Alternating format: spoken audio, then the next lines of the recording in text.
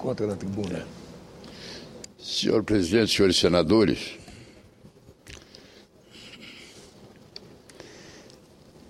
o povo brasileiro e essa casa são testemunhas da confiança que eu depositei desde o início da posse da presidente Dilma. Eu senti que, de certa forma, as ações da presidente caminhariam no sentido contrário da política de conchavo, das barganhas, que, de certa forma, foram obrigatórias a serem feitos pelos governos anteriores a título da governabilidade, que se transformou dando o que se recebe. Então, logo foram aparecendo notícias de atos graves, perspectiva de existência de corrupção, integrantes do seu governo, inclusive do alto escalão. A presidenta não titubeou, promovendo a devida substituição, sempre acompanhada do seu discurso, no sentido da lisura, do bom uso dos recursos públicos. Entretanto, já ali apareceram vozes contrárias, daqueles que queriam manter uma política que atrelava as decisões do Congresso às nomeações de apadrinhados e à liberação de emendas orçamentárias. Parecia, por outro lado, pelas ações da nova presidente, que haveria uma mudança radical nas posturas do governo, que ela iria resistir. Eu mesmo fiz um discurso dessa tribuna, e foi transformado em documento encaminhado à presidenta por sugestão do senador Cristóvão Buarque, com o título "Resistir é preciso". É esse aqui, senhor presidente. Nele eu dizia: bom será o dia que o Congresso votará apenas e tão somente segundo as suas convicções de parlamentares, segundo como devem ser as aspirações de quem eles representam, que o voto em plenário não se constitui um instrumento de troca para a liberação de emendas e indicações para apadrinhados. Se a proposta legislativa for aprovada ou rejeitada, que seja porque as nossas consciências assim orientem, e não porque se construiu maioria a poder de promessas, nem sempre lastreadas na boa conduta. Quem sabe essa atitude seja então o início de fato de uma reforma política, ou pelo menos de uma reforma na conduta dos políticos. Dizia mais eu naquele momento: resista, resista, senhora presidente. Os primeiros meses do seu governo deram a indicação de que esse meu discurso seria desnecessário. Sinais evidentes de que critérios de prioridade de escolha caminham no sentido de impor restrições a imposições de nomes e de ações.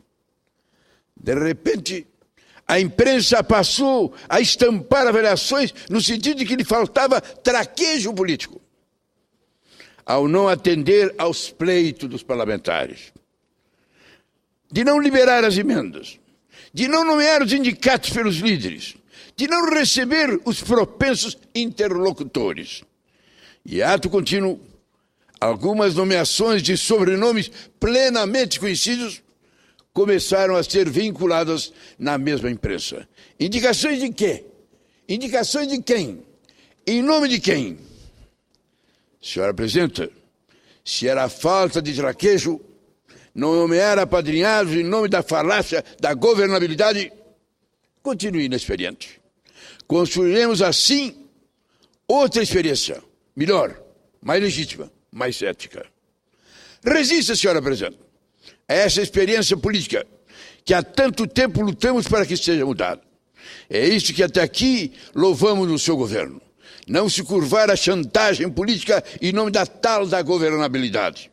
A governabilidade, sem aspas, vira da legitimidade popular, de quem depositou nas urnas a esperança de que a senhora é, de fato, um sinal de mudança. Mudança da conduta política desse país. Dizia isso eu naquela época. Resistir é preciso. Confiava na presidência. Confiava e acreditava. Ora, senhor presidente, o tempo passou.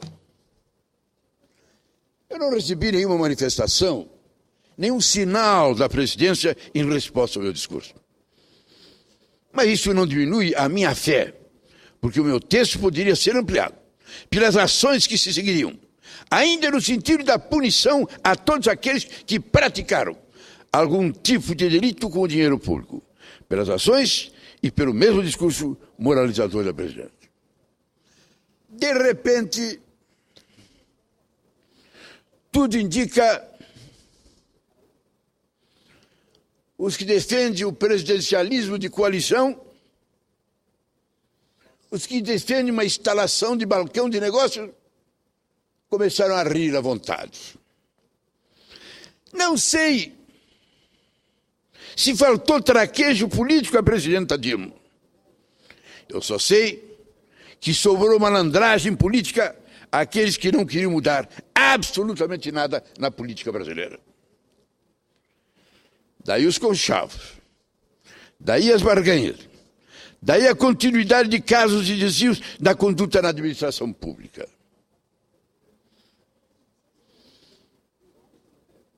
Não digo que a presidenta se curvou a essa equipe, mas digo que a presidenta está como que caminhando num fio de arame, querendo agradar um lado, agradar o outro, manter a sua personalidade e manter, entre aspas, o apoio de alguns.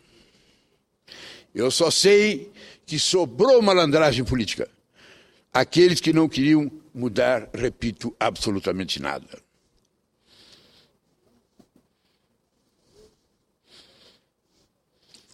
Muitas vezes, a presidente é obrigada a curvar-se diante das imposições individuais e de grupo, mas não em detrimento das necessidades eminentemente públicas. Incentivos a determinados setores da indústria, principalmente aqueles que sempre viveram dos benefícios do governo, pouco ou nenhuma atenção aos bens e serviços coletivos, como o transporte público, o fortalecimento do SUS, a segurança pública e a educação de qualidade. Para esses serviços públicos, recursos insuficientes. Para a indústria automobilística, por exemplo, todos os tipos de incentivos, todos os tipos de isenção. Foi nesse cenário que surgiu o padrão FIFA para os nossos estádios.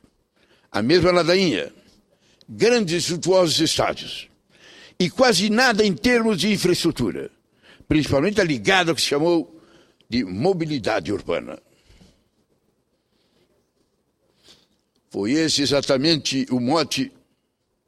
Deixa eu botar um acréscimo a isso. Está me chamando a atenção para um detalhe que não tem tido o devido entendimento da opinião pública na imprensa. 12 estádios espetaculares, entre os melhores do mundo, bilhões, nunca se aplicou em um empreendimento tanto dinheiro como nessa Copa do Mundo, nesses estádios. Mas repare o seguinte, o Brasil é o país de futebol, pentacampeão, apaixonado pelo esporte. O estádio do meu Internacional, na sua partida de inauguração, cabia 115 mil pessoas. 80, 90 mil pessoas. Fizeram uma reforma extraordinária. Capacidade agora, 65 mil. Não tem mais Coreia. Não tem mais o popular de ficar de pé. É poltrona. A divisão é entre poltrona simples poltrona de alta classe, poltrona com camarote e até suíte. O Maracanã teve 200 mil pessoas, Brasil e Uruguai, 50 anos atrás. Uma reforma espetacular, 75 mil pessoas. O Mineirão, 85 mil pessoas, 50 mil pessoas. Todos os estádios diminuíram. E todos os estádios não têm mais lugar para o povão. Só pode ir de cadeira. Ou vai de cadeira ou fica sentado em casa, na cadeira. Então o que está se tornando agora é que futebol é algo para elite. Eu fui num bairro aqui, com os amigos em Brasília, e ele disse que está preparando o bar dele para de noite, um telão, e todo mundo sentado na cadeira, olhando para o telão. E dizer que vai ter muito mais gente ali do que no estádio. Que ninguém vai poder pagar 250 mil, que é o mínimo de uma partida de futebol da Copa do Mundo no estádio daqui. O povão foi afastado dos campos de futebol. E como ele já foi afastado, eu, quando era criança em Caxias ou em Porto Alegre, de qualquer canto tinha uma praça. De qualquer canto tinha um campinho de futebol. Ou porque era uma terra vazia, abandonada, entre edifícios, entre prédios, mas a qualquer lugar. Hoje não tem mais. Hoje o centro e os bairros são super lotados. Essa gente vai ver futebol na televisão. E se gastou essa fortuna, eu não discuto para a Copa do Mundo, mas vai ficar no futebol, não vai poder ir nem nos jogos normais. Porque 150, 200, a cadeira é impossível. Esse é o padrão FIFA.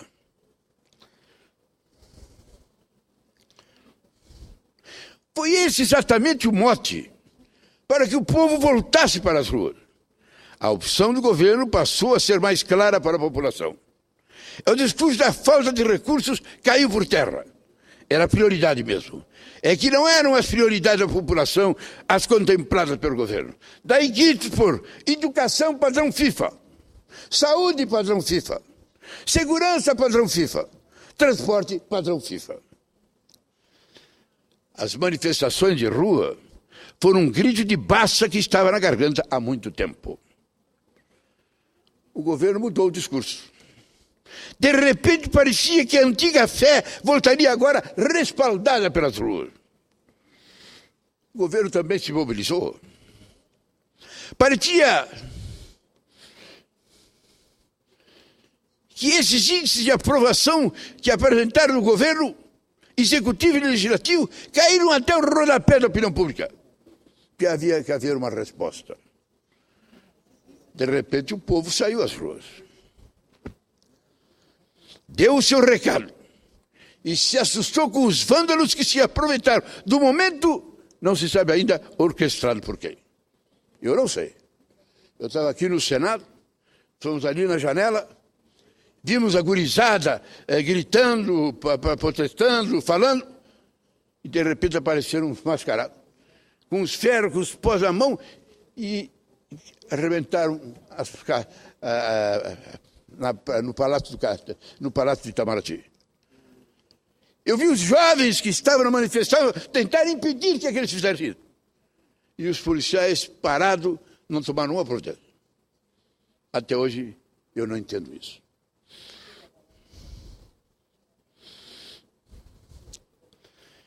E o governo e o Congresso voltaram a ser o que realmente são. Voltamos aos conchavos, às barganhas, ao presidencialismo de coalizão, no pior dos sentidos. Senhor presidente, não se fecha Congresso tão somente por decreto ou por ato institucional. Um Congresso de cócoras também é um Congresso fechado. A barganha em favor de alguns, muito longe dos anseios e das necessidades de todo o povo, também é tudo menos uma democracia verdadeiramente democrata. São muitos os momentos visíveis nos quais o Congresso se curvou aos interesses do Executivo, sem ouvir aquelas mesmas vozes, as vozes da rua que pareciam ter ecoado aqui dentro. Como aconteceu no Ficha Limpa. Eu falei ontem nessa tribuna. Na terça, mais de 20 senadores vieram à tribuna dizer que iam votar contra. Que era um absurdo, que estava errado, que não podia ser, que não podia ser. Os jovens vieram para a rua. Botaram as vassouras com a pinta de senador e encheram a praça. E na hora, por unanimidade, votaram a favor. Não teve um senador que votasse contra. Reavivaram, entenderam, compreenderam, interpretaram. É verdade que interpretaram o gesto que está acontecendo. E votaram a favor do Ficha Limpa. Quando o mensalão estava na véspera de ir para a gaveta, os jovens vieram para a rua. Vieram, debateram, analisaram, vieram para a rua do Congresso e foram para a rua do Supremo, na frente do Supremo. E quando parecia que ia para a gaveta, o mensalão é uma vitória. Por isso, quando o querido senador da Paraíba falou aqui, Cunha Lima, olhe os nomes, repare nos nomes, como votar e cobre. É pouco. Ontem não era dia de olhar. Ontem o pessoal tinha vindo do recesso, do passeio, vieram aqui de passagem e não estavam nem preparados para o resto que o governo tinha preparado para desmoralizar o Congresso. Mas novos fatos virão. Tenho certeza que novos fatos virão. São muitos momentos que o Congresso se curvou ante o interesse do Executivo. Um Congresso que vota só o que interessa ao Executivo.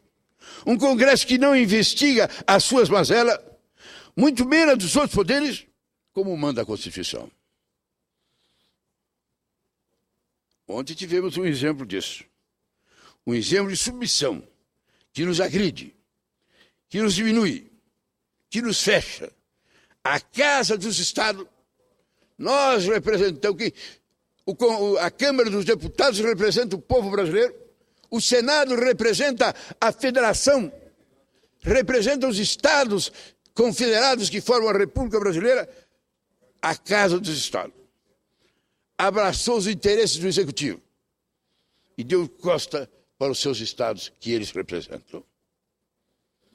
Não precisa analisar. A história de ontem foi uma história cruel. Foi um momento triste da nossa história.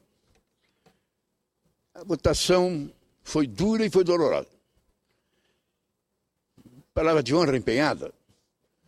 Palavra garantida em dezembro. Vamos fechar, deixamos de votar aqui. Compromisso de todos. O governo favorável. Não, vamos votar e vamos ver o governo. Líder do governo. Consulte o governo. Não. Na primeira votação de fevereiro, coloque que o governo está favorável. E de repente mudar. Por uma entidade que não vale R$2.000, que ninguém leva a sério, que nem diz o ministro Delfim Neto. Ela está no artigo 171 do Código Penal. Não, mas a entidade pode fazer cara feia para a situação da política econômica do Brasil. Pois não, senador. Senador Simão, além dessa sua parte final dos interesses dos Estados, eu queria colocar 2 pontos de sua fala que me interessaram bastante. Primeiro, essa percepção que eu não tinha escutado de ninguém ainda, de que o padrão FIFA no futebol significa a redução do número dos que assistem ao jogo de futebol no estádio. Eu confesso que eu já tinha percebido a diminuição no Maracanã, a diminuição de outros, mas não tinha percebido essa ideia da concentração benefício de assistir a um jogo de futebol, salvo em um lugar, o Distrito Federal, que praticamente não tinha estádio, hoje tem um que é o maior do Brasil, porque aqui não tem futebol e aqui quase que não se vai assistir jogo. Essa parte é muito importante para a gente estudar o que é que está acontecendo, que até o futebol, como o senhor disse, vira algo da elite. O segundo é a ideia do Congresso de Cócoras. O Congresso de Cócoras é pior do que o Congresso fechado, porque o Congresso fechado resta a esperança, resta a hombridade dos homens públicos lutando lá fora para abrir o Congresso. Mas o Congresso de Cócoras é a humilhação, é a submissão, e fica-se aqui dentro apenas mantendo um status e um salário. Eu creio que a gente precisa refletir muito. Há duas maneiras de fechar Congresso, como o senhor disse. Fechar tirando os parlamentares do direito de exercerem a sua fala, indo para de volta, ou deixar que aqui fiquem, mas sem poderem exercer o direito e a obrigação que têm de zelar pelos interesses dos seus estados. Eu espero que nós que soubemos lutar, nossa geração, para abrir o Congresso, também lutemos para manter o Congresso de pé. Muito oportuna a manifestação de Vossa Excelência. Realmente, o Congresso esteve fechado. Mas eu diria, de certa forma, que o Congresso fechado pelas forças da ditadura, os parlamentares que permaneceram com seus mandatos, e até os caçados que puderam ficar livres, andaram pelas suas bases, debatendo, analisando, discutindo. E as bases, eu vi pelo Rio Grande do Sul, eram reuniões permanentes do povo se discutindo, porque o Congresso estava fechado. Agora o Congresso aberto e dando o seu beneplácito. As coisas estão acontecendo em nome do Congresso. É muito triste. É realmente muito triste esse nosso papel. E eu lembro aqui o que eu falei ontem. Eu fiquei com ciúme. Vamos discutir o que quiser do povo americano, do governo americano, da forma de governo americano. Mas o Obama está sofrendo, está suando. Minoria na Câmara dos Deputados, os republicanos são a maioria, e uma maioria não tão forte no Senado, onde os democratas nem sempre estão do lado dele. Projeto da saúde. Ele teve coragem, ele foi vitorioso. Porque era uma vergonha que nos Estados Unidos tinha gente que não tinha saúde nenhuma se não conseguisse ter o seu seguro de saúde. Ele lutou um ano, debateu, discutiu, foi uma guerra. O povo americano entrou, debateu, os republicanos votaram. Mas não se ouve falar que alguém tenha sido comprado. Não se tem ouvido falar que houve uma troca, não sei o quê. Não se viu falar de alguém que trocou de partido. Não se viu falar de alguém que tenha sido dobrado. Uma decisão das mais importantes que o Congresso tomou. Não é, infelizmente, o que acontece no Brasil. O ano que vem será um ano muito importante. Aliás, perdão, este ano será um ano muito importante. Haveremos de ter a Copa do Mundo? Sim. Eu peço a Deus que a Copa do Mundo tenha, que seja a Copa das Copas. Não achei feliz a ideia, mas que seja a Copa das Copas. Que o Brasil ganhe, mas que estejamos preparados, ganhando, perdendo, para o dia seguinte. Porque o Brasil continua. O Brasil tem que continuar. Eu quero dizer que, mais do que a Copa, este ano é o ano das eleições. Eleições das mais importantes da nossa história. Os erros do governo, os acertos do governo.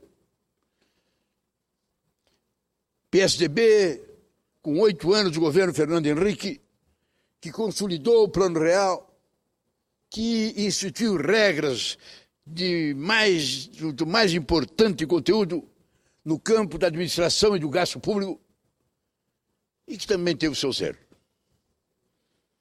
O PSDB, o Serjão, chefe da Casa Civil, também queria um projeto de 20 anos. Ficou seus 8 anos.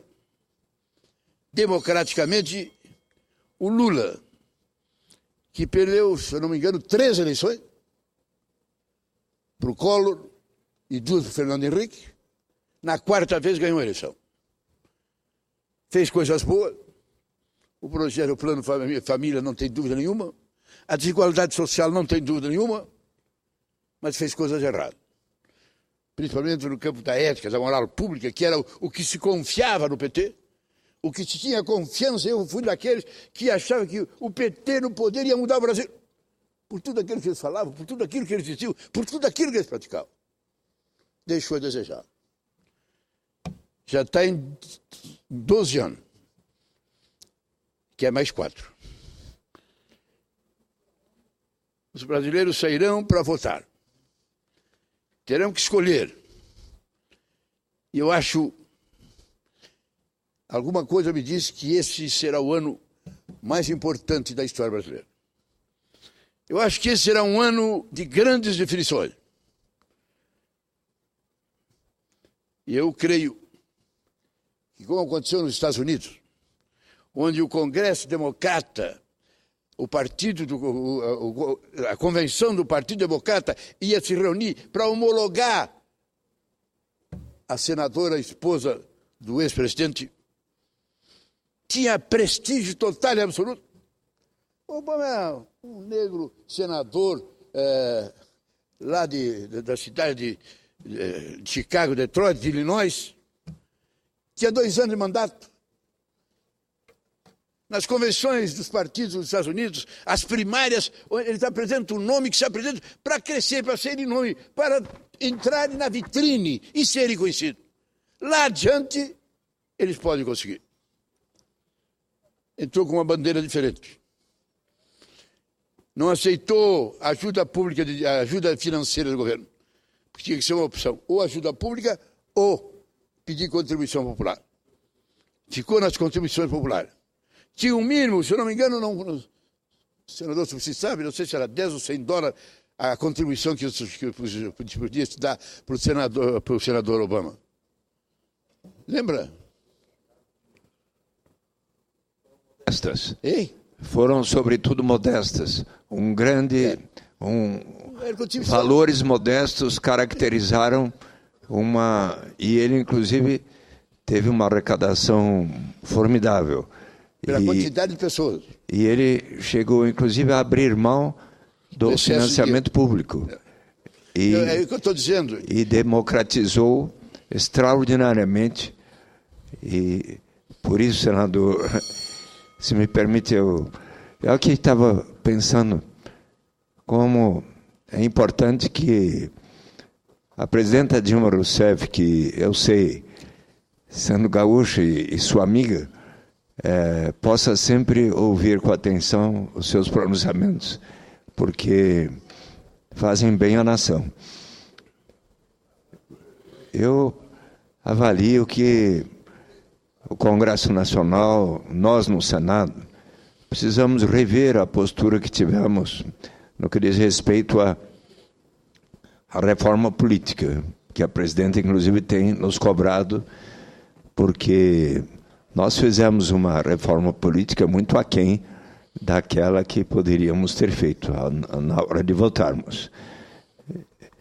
De tudo aquilo que aconteceu com respeito à ação penal 470, deveríamos nós, do PT, mas de todos os demais partidos,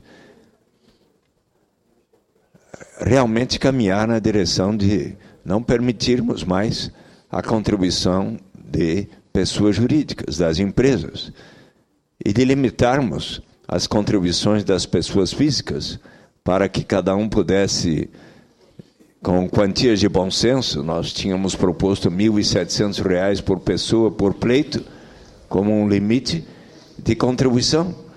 Ademais, exigir a transparência ao longo do período eleitoral, até que no sábado que antecede o dia das eleições, se pudesse ter na internet, na página de cada partido e candidato, a revelação completa de quanto cada um recebeu. Assim, os eleitores poderiam até comparar visualmente como foi a campanha de cada um com aquela demonstração de recursos recebidos. E aí sim teríamos avançado significativamente. Eu espero que ainda consigamos fazer, senador Pedro Simão. Meus cumprimentos. Mas eu digo, complementando o que disse Vossa Excelência, o presidente Obama foi para a convenção do Partido Democrata com chances, eu diria, naquela época, quase zero de ser candidato. Entrou para se projetar nas primárias para ser alguém. Grande orador, que nem Vossa Excelência. De repente, as reuniões, aumentou em 80% o público das reuniões, dos comícios dos democratas nas últimas eleições. Aumentou impressionantemente a assistência ao debate dos candidatos na última eleição americana, pelo brilhantismo e pelas teses apresentadas pelo Obama. Eu acho que isso pode ser feito aqui. A outra parte de Vossa Excelência, eu posso responder, mas não tenho direito de responder, porque o companheiro que vai me pedir a parte, sei que, pelo que ele me conversou, ele vai responder. Pois não. Senador Simão, no sentido que o senador Eduardo Suplicy aqui argumenta, ainda ontem conversava com Vossa Excelência, concordo, e eu sei que Vossa Excelência, o senador Eduardo Suplicy, compreendem da mesma forma que o grande problema que temos hoje é o sistema de financiamento de campanha. Eu fiquei estupefato no final do ano passado. O presidente da Câmara, tive notícia que o presidente da Câmara estava se manifestando junto aos ministros do Supremo Tribunal Federal para que não fosse aprovada a ação direta de inconstitucionalidade da OAB, que visa acabar com o financiamento privado de campanha. Empresa financeira? Sim, empresa privada de campanha, financiamento privado de campanha. Eu acredito, falava ainda com o senhor ontem, senador Pedro Simão, que nós poderíamos fazer o seguinte: eu, Vossa Excelência, o senador Suplicy, quem mais concordasse com isso aqui desse plenário, vamos fazer o sentido contrário do que o presidente da Câmara está pensando. Vamos, um grupo de parlamentares, aos ministros do Supremo Tribunal Federal e manifestar para eles nossa vontade de que seja aprovada a ação direta de inconstitucionalidade da OAB, para que não tenha mais, eu particularmente comungo dessa opinião, para que não tenha mais o financiamento de empresas em campanhas, que tenhamos somente o financiamento de pessoas físicas. Eu creio que é uma medida fundamental para o sistema político brasileiro.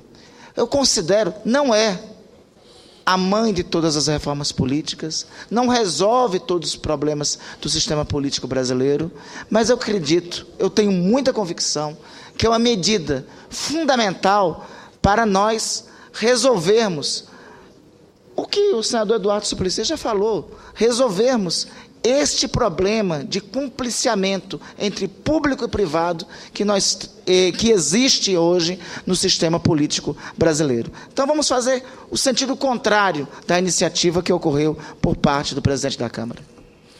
Foi muito importante, presidente, a ação da OAB. A OAB entrou no Supremo para dizer que é inconstitucional. O texto é antijurídico, o texto que permite a contribuição de empresa privada. Se eu não me engano, está em 3-0, ou 4-0. Um ministro, o último que chegou lá, pediu visto. Eu me dirijo dessa tribuna a esse senhor ministro. Ele pediu visto em dezembro. Eu acho que ele teve mais do que tempo suficiente para devolver, com seu parecer, com seu pensamento, e que o assunto seja resolvido. Acho tremendamente importante que isso aconteça. E acho que vai influenciar muito nas próximas eleições. Acho que as próximas eleições, além dos debates de rádio e televisão, o povo vai se manifestar. As redes que existem, a imensidão de discussão que se trava hoje, vai crescer. E acho que nós teremos um grande debate. Eu creio que a presidente Dilma, para se apresentar novamente à opinião pública, até lá ela fará algumas remodelações na sua ação e na sua proposta de governo. E sou obrigado a reconhecer e reconheço com alegria que é uma grande candidata. Reconheço que não vi nela, pessoalmente, absolutamente nada que corresponda à falta da dignidade e da seriedade. Mas quero dizer aqui que eu vejo no governador Eduardo Campos um grande nome. 2 vezes governador de Pernambuco, em 8 anos considerado sempre o melhor governador do seu estado, neto do ex-querido amigo Miguel Arraes, é um grande nome. Tem todas as condições. Tendo ao seu lado essa figura magnífica que é a companheira Marina, tem grandes condições de fazer esse grande debate. Por outro lado, o senador Aécio, 8 anos governador de Minas Gerais, considerado excepcionalmente um grande governador, muitos anos o melhor de todos, tem condições de fazer uma grande campanha e um grande debate. E cá entre nós, a primeira vez que eu vi o senador Randolfo Rodrigues falar foi como candidato a presidente do Senado dessa tribuna. Do outro lado, o senador Sarney, com apoio, com beneplácito e como cabo eleitoral principal, o senhor presidente Lula. O discurso do senador Randolfo emocionou a todos. Ao próprio presidente Sarney se levantou e veio abraçá-lo, pela profundidade, a seriedade, pelas ideias, pelas propostas e pela grandeza. O senador Randolfo terá ao seu lado a aguerrida batalhadora política Luciana Genro. A Luciana que fez uma montanha de votos para deputada federal, mas lamentavelmente o seu partido não teve o voto suficiente para conseguir Alexandre. E seu pai governador, ela só pode ser candidata a vice-presidente ou presidente. Mas ela foi escolhida não por isso, mas foi escolhida pelas suas qualidades, pela sua capacidade. Falando com seu pai ontem aqui, ele que passou o dia assistindo os debates, torcendo para que se aceitasse a proposta dos governadores, e dele de modo especial, eu mexia com o senador Randolfo. Lá no Rio Grande do Sul, para se casar com a noiva, se pede licença para o pai. Eu acho que por identidade, para pedir a filha que seja candidata a vice-presidente da República, tem que ter o consentimento do pai. E ele respondeu brincando: olha, o consentimento ele já me pediu ontem e eu já dei. O problema dele é o controle da campanha. Mas eu dizia que o Randolfo, no debate, principalmente onde será o grande alvo do debate dos candidatos a presidente junto, de ter ali o seu momento de grande significado.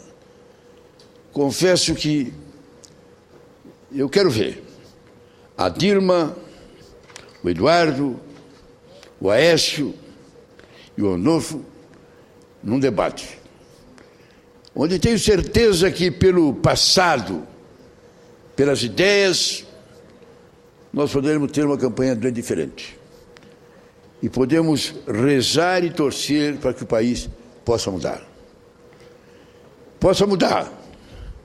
Eu vejo o ilustre senador do Paraná, meu irmão de ideias, e que mais uma vez foi meu candidato a presidente. Mas o MDB não apresentou o candidato. Nós tínhamos candidato, tínhamos ideias, tínhamos princípio e tínhamos vontade. Mas o MDB não fez nem convenção. Se saísse convenção, nós tínhamos candidato. Mas o MDB não fez convenção, não teve direito nem os espaços de presidente da República, não poderia indicar o candidato a vice e nós não tínhamos convenção. Perdão. Pode haver ainda este ano convenção do PMDB? Pode haver. Este ano ainda não teve da última vez, então, mas esse ano pode até haver. Na última vez teve. Teve. A convenção, para ter vice-presidente, tem que ter convenção. Uhum. Então, para escolher o ilustre vice-presidente, que era o nosso presidente, houve uma convenção que escolheu. Agora, nas vezes anteriores, não teve convenção, por isso, inclusive, não podemos ter candidato a vice. Uhum. Nem a candidato a vice nós não podemos ter, porque o ilustre governador do Paraná era uma situação tão delicada, tão difícil, que o Requião terminou não tendo convenção. Requião.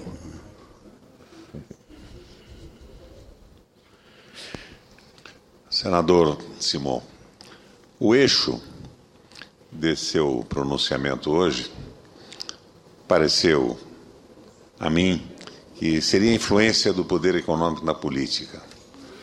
E a influência do raio do poder econômico no Congresso. Eu tenho feito alguns requerimentos e levado à mesa para pedir informações singelas a respeito da suspeita, por exemplo, da sonegação fiscal da Rede Globo. Não anda. Está parado. Eu fiz pedidos com base na legislação de transparência ao ministro da Fazenda, ao ministro da Justiça. Nenhuma resposta. Eles deveriam, pela lei, me responder em 20 dias. Mas agora eu vejo uma outra pressão econômica terrível aqui.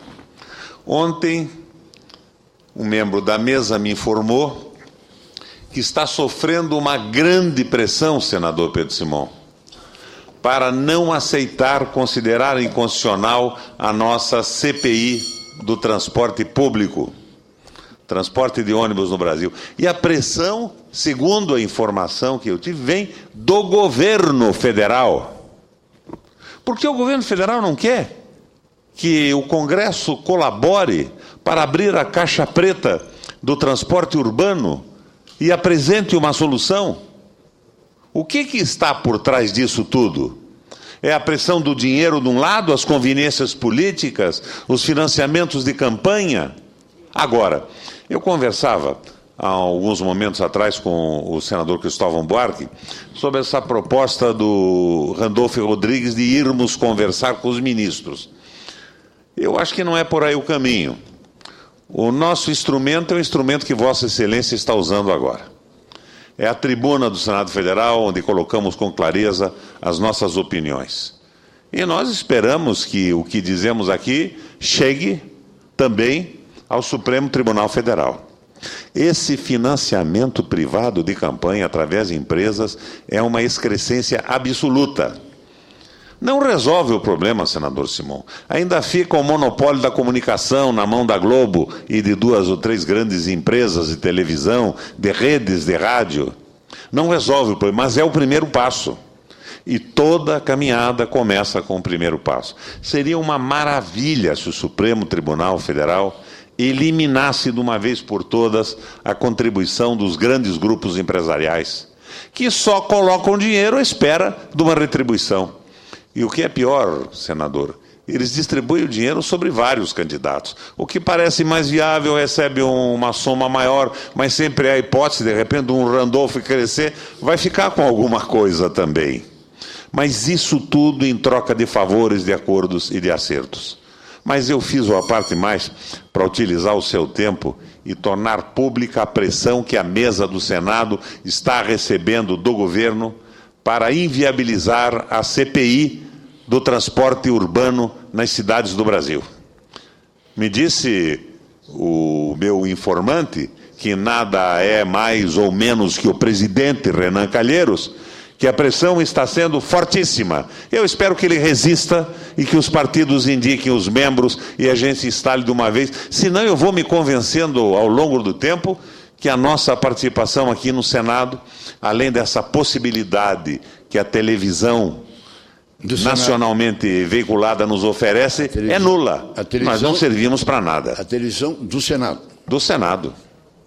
Eu começo a desconfiar que nós não fazemos nada. Ontem a minha frustração ao ver a presidente Dilma e os seus ministros forçarem a eliminação da aprovação daquele projeto de lei que facilitava a vida dos governadores e do Brasil, porque iria provocar um círculo virtuoso de investimento por parte dos estados. Mas não, eles preferem dar isenção a montadoras de automóvel, que aumentam de forma estratosférica os seus lucros, transformam esse dinheiro em remessa de lucros e investem lá fora, não aqui. É um erro atrás do outro. E Vossa Excelência sabe que eu continuo me considerando um apoiador do governo da presidente Dilma, mas eu tenho uma certa dificuldade para dizer o mesmo do conjunto da obra do governo.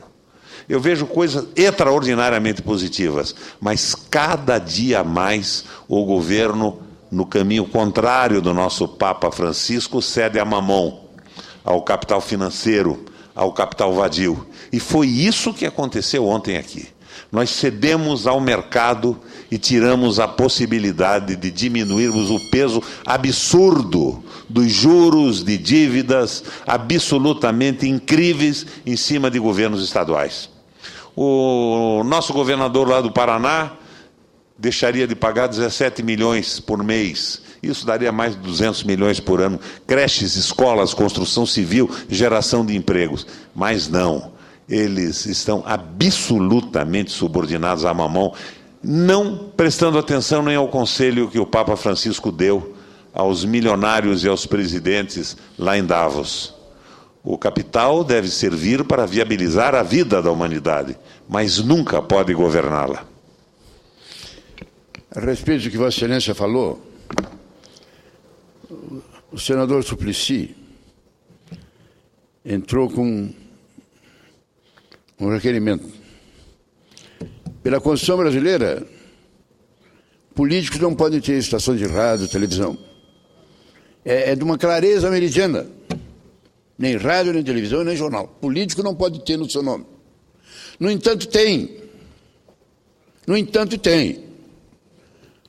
O senador Suplicy entrou com um requerimento absolutamente bem fundamentado. Uma assessoria jurídica de primeira grandeza, ele deu todos os elementos. E na Comissão de Constituição e Justiça eu fui indicado como relator. Debatemos com a assessoria jurídica do Senado, analisamos a matéria e, de uma clareza meridiana, foi aprovado por unanimidade da Comissão de Justiça. Por unanimidade da Comissão de Justiça foi aprovado o requerimento do senador Suplicy pedindo que se cumpra a Constituição. Não é que se mude a Constituição, não precisa de emenda, não precisa de nada. Apenas que o artigo tal, que diz que não é possível, que seja cumprido. Veio para o plenário. Tranquilo para ser votado.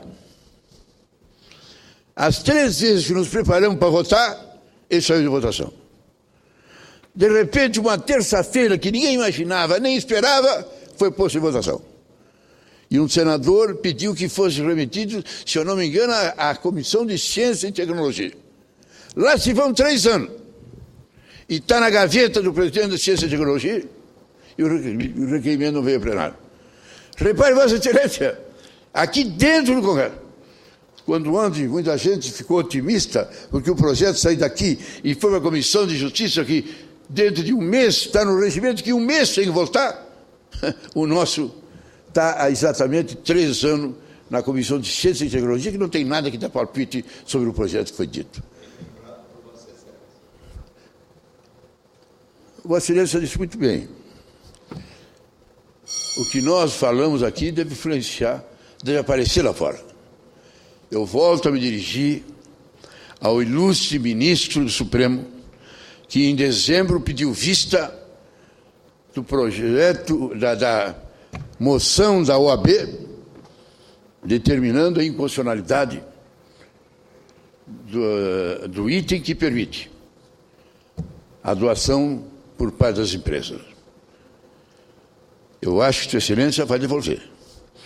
E eu quero crer que o Supremo votará.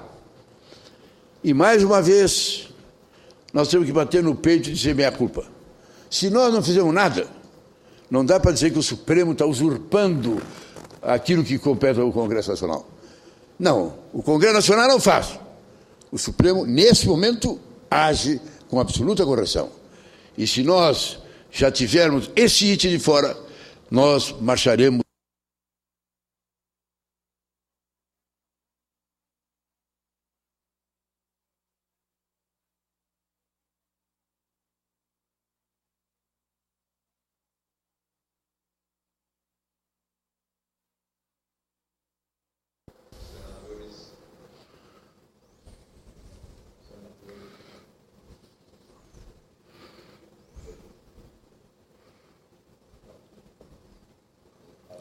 Randolph.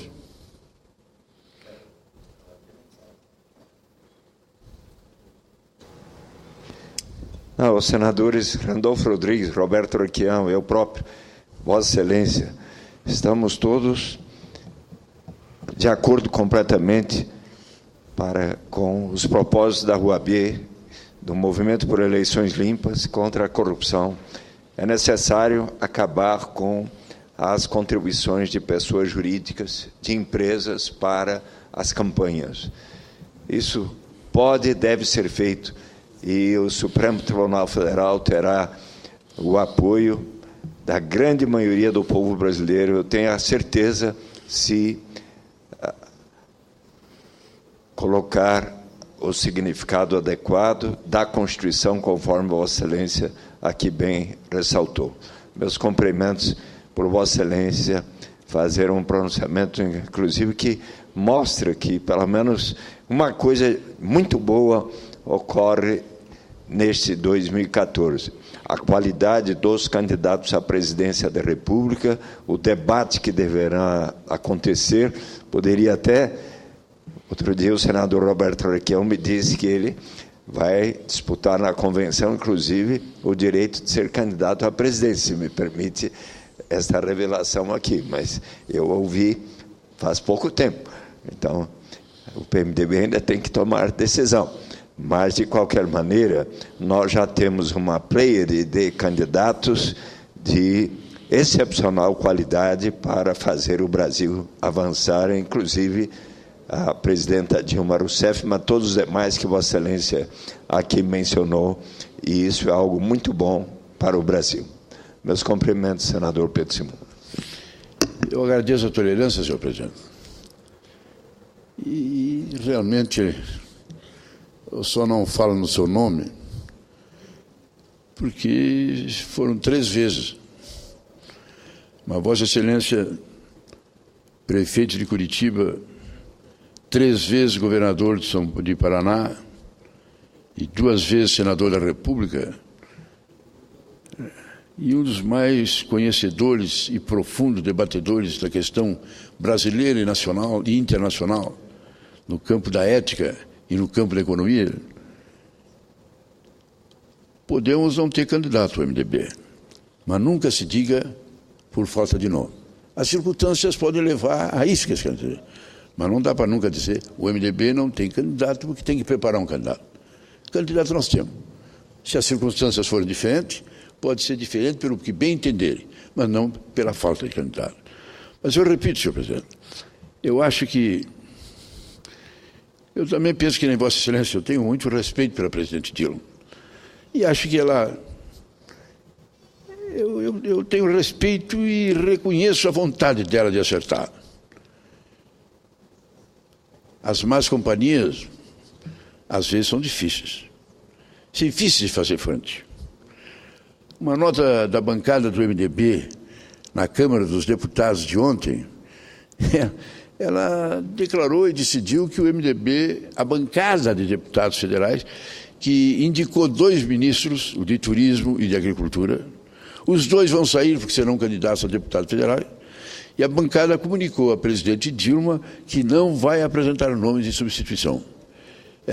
Não retirou o apoio ao presidente, não sai da base do governo, mas diz que, inconformada da maneira de proceder, não vai indicar nome. E diz que tem que ser, que a bancada do MDB não tem outra razão senão apoiar, que a bancada do MDB não pode pedir o enforcamento do presidente, o vice-presidente da República. Eu achei o termo infeliz e exagerado. Claro que não vai pedir, e ninguém no Brasil vai pedir o enforcamento do brilhante, extraordinário companheiro que é o Michel Temer. O caso seria diferente. Ele podia renunciar, ele podia até ser candidato a presidente da República pelo MDB, ou ficar, mas não com medo de enforcamento. A expressão não foi feliz e realmente, eu volto a dizer, eu creio que nós estamos caminhando para uma grande eleição. E creio que nessa eleição o fator novo se chama o povo na rua. Eu creio que nessas eleições o fator novo será a mocidade, no debate, na cobrança e na exigência. E eu, com todo...